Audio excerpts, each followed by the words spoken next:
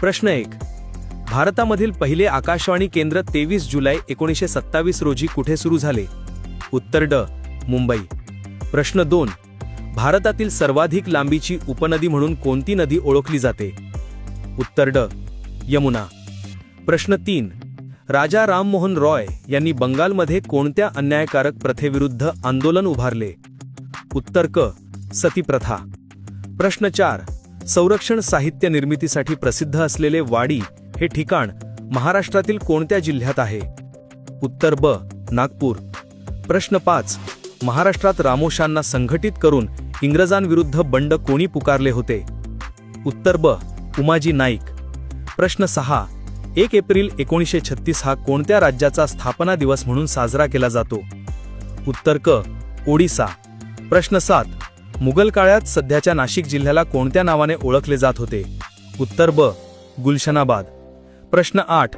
महाराष्ट्राला एकूण किती किलोमीटरचा समुद्रकिनारा लाभलेला आहे? उत्तर क. 720 किमी. प्रश्न 9. वुमेन इंडियन असोसिएशनची स्थापना कोणी केली? उत्तर ब. Annie Besant. प्रश्न 10. कर्करेषा भारतातील कोणत्या राज्यातून जात नाही? उत्तर ड. ओडिसा. प्रश्न 11. देशातील पहिला कार्बन मुक्त जिल्हा माजुली कोणत्या राज्यात आहे? उत्तर ब.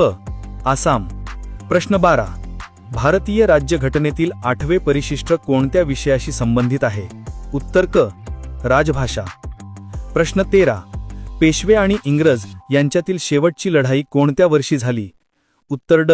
1818. प्रश्न 14. SRPF ची स्थापना 6 मार्च 1948 रोजी कुठे झाली? उत्तर ब. पुरंदर. मित्रांनो, आजचे सर्व प्रश्न इथे संपले.